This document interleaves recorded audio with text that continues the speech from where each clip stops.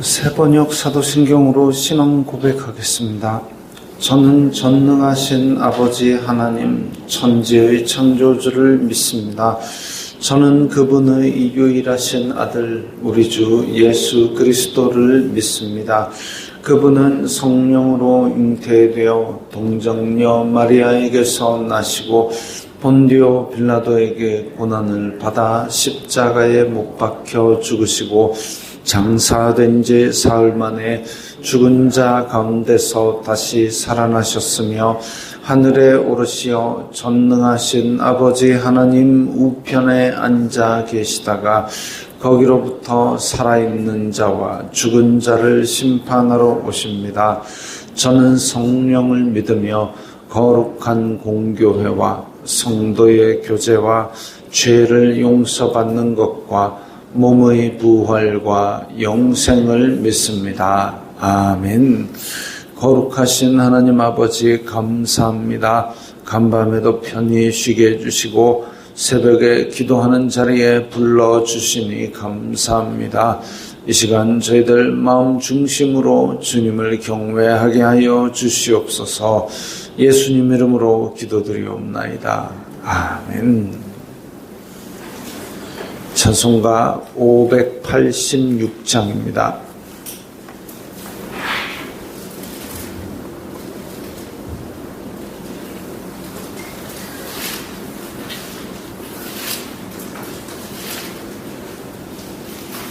찬송가 586장입니다.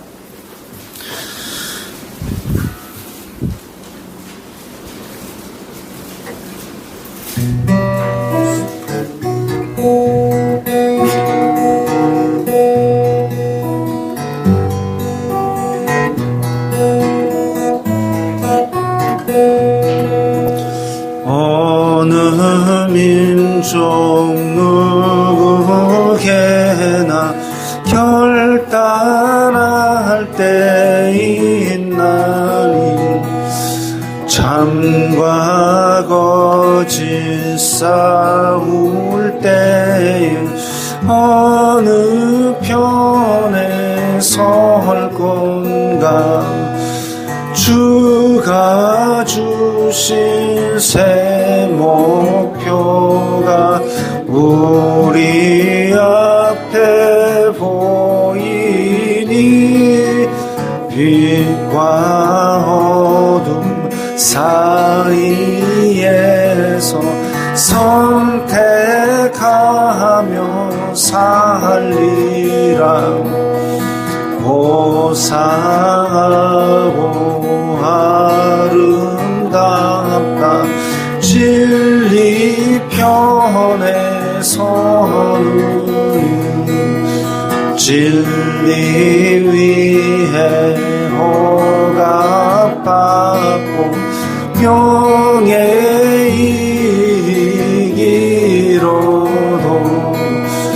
비겁한 자 물러서라. 용감한 자 굳세게 낙심한 자 돌아오니 그날까지 서리라. 순교자의 빛을 따라 주의 뒤를 쫓아서 십자가를 등에 지고 악만 향해 가리라. 새 시대는 새 사명 우리에게 주나니 진리 따라 사는 자는 전진하리 언제나. 악이 비록 성하여 진리 더욱 강하리. 따라 살아갈 때 어려움도 당하리. 우리 가는 그 앞길에 어두운 장마 덮쳐도 하나님이 함께 계셔 항상 지켜주시리. 아멘.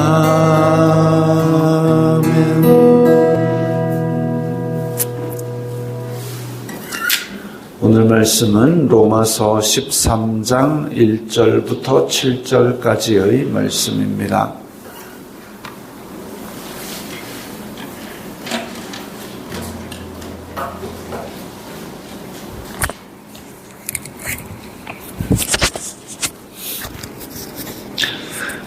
로마서 13장 1절부터 7절까지의 말씀 함께 읽겠습니다.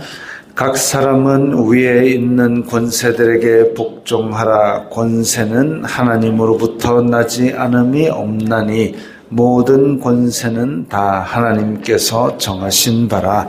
그러므로 권세를 거스르는 자는 하나님의 명을 거스름이니 거스르는 자들은 심판을 자취하리라.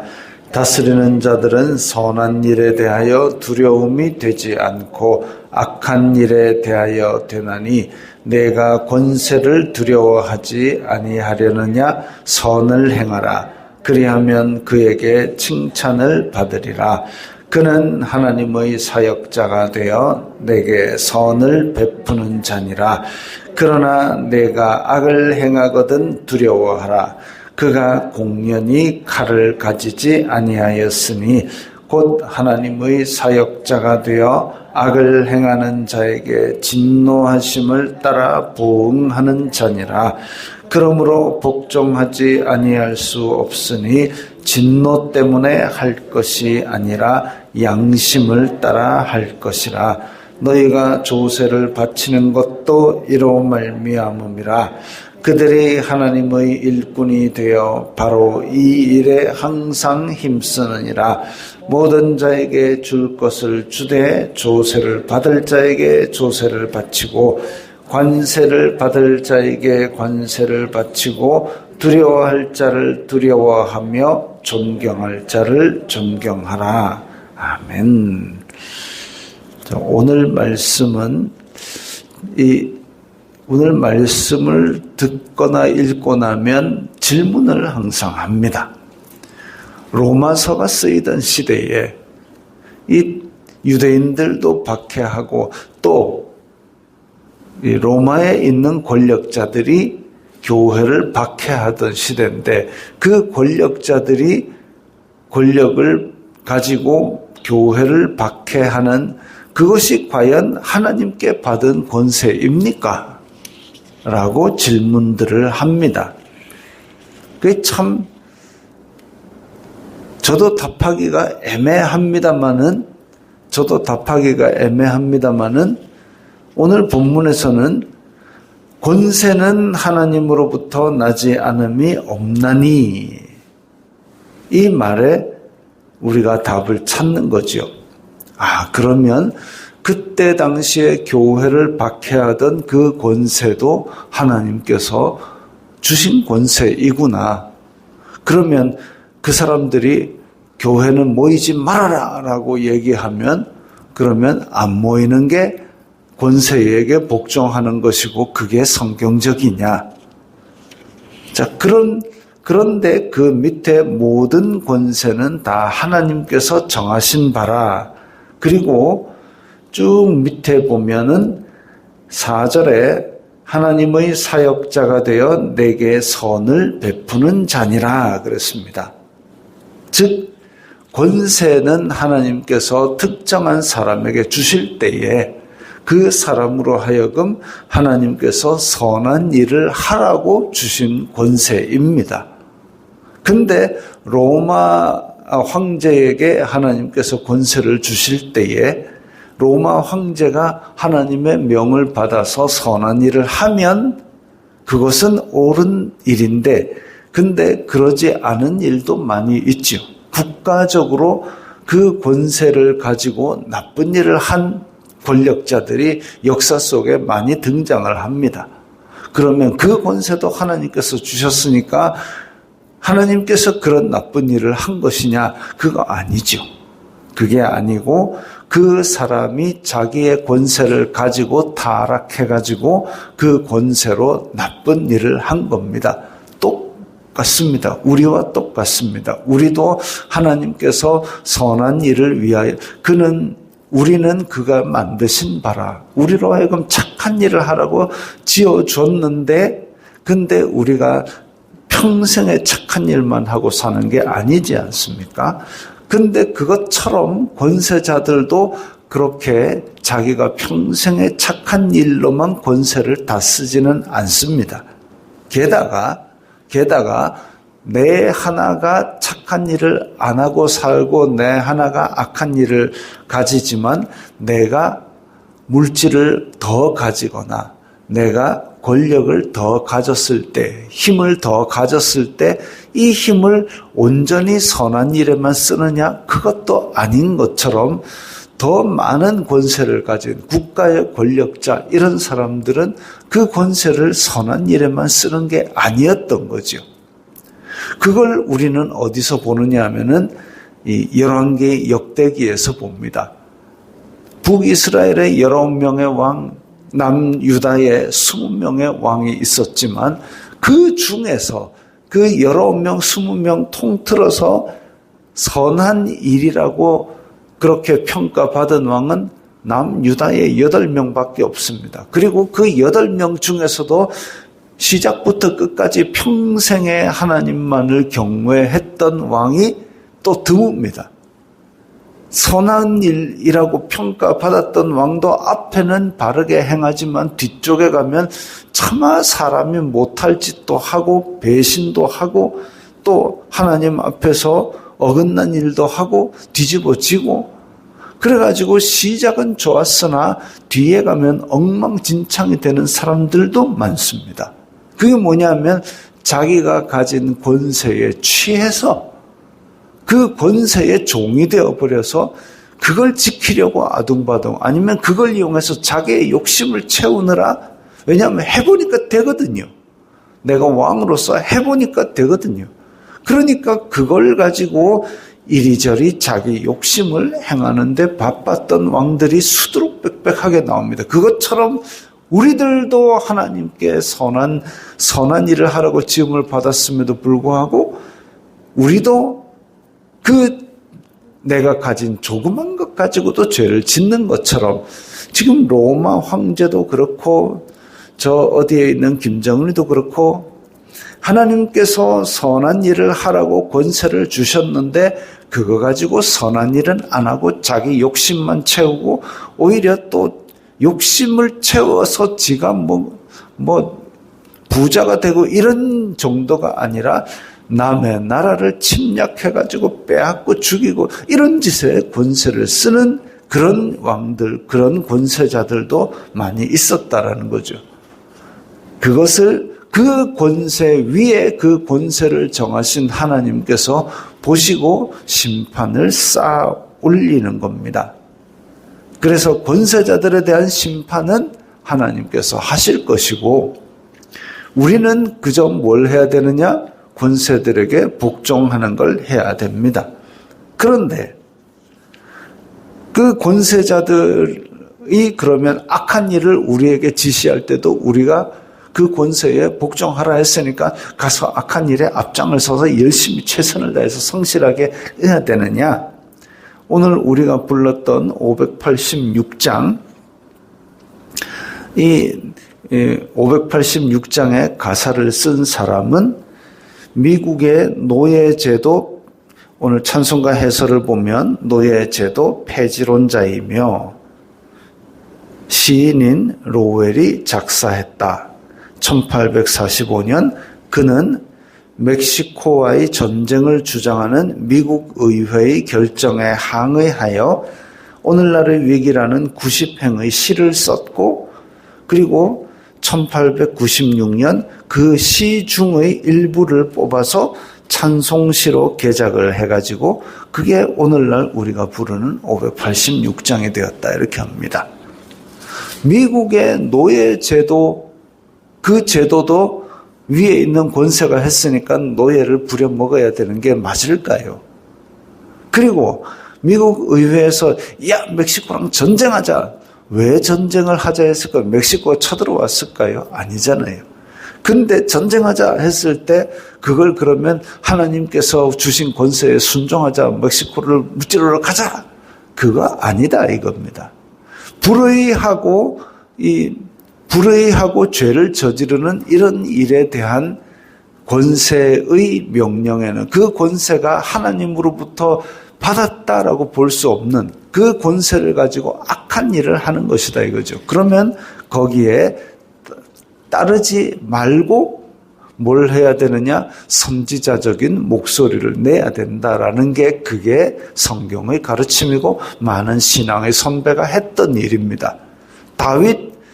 다윗은 그 나라를 크게 부흥하게 하였고 다윗이 그 권세를 가지고 지금 주변 나라들에게 떨치고 그랬는데 사람의 목숨 하나 우습게 볼 수도 있겠지만 다윗의 죄를 알고 그것을 하나님으로부터 명령받은 선지자는 바로 왕실로 들어가고 당신이 죄인이다라고 그렇게 강하게 꾸짖었습니다. 설령 다윗 네가 나를 죽이든 말든 어쨌든 위에 계신 하나님의 권세에 복종해서 선과 의를 선포한다. 그게 성도의 사명이어야 되는 거죠. 위에 있는 권세들에게 복종하라. 그러나 그 위에 하나님이 계시다라는 것을 기억해야 됩니다. 그래서 나라의 권세에 맹목적인 복종의 근거로 삼을 수는 없지만 그렇다고 해서 나라 하는 일이 내 마음에 안 든다 그래갖고 무조건 불복종하라는 것도 아닙니다. 국가와 사회의 부당하면은 우리가 하나님의 권세로 우리의 목소리를 바로 내야 되고 또한 다스리는 자를 주신 이유가 바로 선한 일을 하라고 하나님께서 권세를 주신 것이고 그러면 그것들이 나의 신앙의 양심과 국가의 권세가 부딪히지 않으려면 3절에 두려워하지 아니하려느냐 선을 행하라. 우리는 선을 행하는 것으로서 우리가 하나님의 권세에 복종하고 하나님의 권세를 나누어 주신 인간의 권세자들에게 복종하는 것 그것이 맞습니다. 때로는 힘들 때도 있겠죠. 귀찮을 때도 있고 그렇지만 그것을 통해서 우리는 하나님의 공의를 우리의 삶에서 우리의 나라에서 우리의 사회에서 이루어가는 것이 합당합니다. 이게 지금 이 로마서가 쓰여지던 시대에는 로마 권세는 예수님의 복음에 대해서 별로 안 좋게 생각하던 왜냐하면 오직 황제는 로마 황제밖에 없는데 근데 이 예수님을 믿는 사람들은 로마 황제 그 위에 예수 그리스도께서 오직 유일한 우리의 권세자다라고 이야기하고 있기 때문에 많은 성도들이 반역자로 잡혀갔습니다. 그럼에도 불구하고 이렇게 위에 있는 권세들에게 복종해라. 근데 나의 신앙 양심을 지키다가 그들이 잡아 죽인다 그러면 죽어라. 왜? 이게 옳은 일인데 그렇다면 이 권세자들이 하나님을 대항하는 그 하나님을 대항한 죄는 권세자들에게 심판을 하실 하나님께 맡기는 것이죠. 세상 권력은 하나님의 뜻에 따라 선을 행하도록 통치하는 도구입니다. 그리고 그 통치하는 도구에는 처벌할 수 있는 국가의 권리도 주셨습니다. 그래서 우리는 법에 따라 원칙에 따라 그렇게 권세자들에게 복종을 하는 것이고 신앙의 양심을 따라 행하는 겁니다. 7절에 보면 모든 자에게 줄 것을 주되 조세를 받을 자에게 조세를 바치고 세금 받을 자에게 세금을 주고 두려워할 자를 두려워하고 존경할 자를 존경하라. 이게 하나님의 원칙과 순리에 따라서 존경하고 두려워하라는 이야기입니다. 무조건 권세자들에게 두려워하고 굽신굽신하라 아니지요. 말도 안 되는 얘기지요. 하나님께서 주신 신앙의 양심을 따라 말씀의 원칙과 순리를 따라 우리는 행해야 되는 겁니다. 그게 권세자 위에 있는 하나님의 권세에 순종하는 일이지요. 많은 왕과 많은 정권이 실제로 억압과 폭력을 자행했습니다. 옛날에 2차 대전 때 독일의 히틀러에게 가장 열심히 충성했던 집단이 독일 교회였습니다. 5점이었죠. 일제강점기 때 한국 교회의 지도자들이 일본까지 가가지고 신사참배를 했던 일도 있습니다. 이게 과연 신앙의 양심을 따라 위로부터의 권세에 순종하는 그 옳은 사례냐? 아니지요. 예배 시간에 신사참배를 하라. 그거를 거부해야 제대로 된 교회가 아니겠습니까? 왜냐하면 하나님 믿는 신앙의 정면으로 배치되기 때문입니다. 그렇기 때문에 오늘 우리 찬송가 빛과 어둠 사이에서 선택하며 살리라. 우리는 빛을 선택해야 됩니다. 하나님께서 주신 권세, 그 권세를 바르게 사용하지 않는 사회나 국가에 대해서는 우리의 신앙 양심을 따라 바른 선택을 해야 되는 게 맞고, 그 외에는 하나님께서 세우신 질서와 원칙에 따라 존경할 자를 존경하고 또 권세자들을 향해서도 무조건적인 두려움과 존경이 아니라 하나님이 세우신 질서, 그 권세자가 아니라 하나님께서 세우신 질서에 대한 순종과 적극적인 참여, 이것이 필요한 것입니다. 혼란할 때일수록 하나님께서 주신 말씀의 원칙을 더욱 생각하며 살아야 되겠습니다. 주기도문 하겠습니다. 하늘에 계신 우리 아버지의 이름을 거룩하게 하시며 아버지의 나라가 오게 하시며 아버지의 뜻이 하늘에서와 같이 땅에서도 이루어지게 하소서. 오늘 우리에게 일용할 양식을 주시고 우리가 우리에게 잘못한 사람을 용서하여 준 것 같이 우리 죄를 용서하여 주시고 우리를 시험에 빠지지 않게 하시고 악에서 구하소서. 나라와 권능과 영광이 영원히 아버지의 것입니다. 아멘.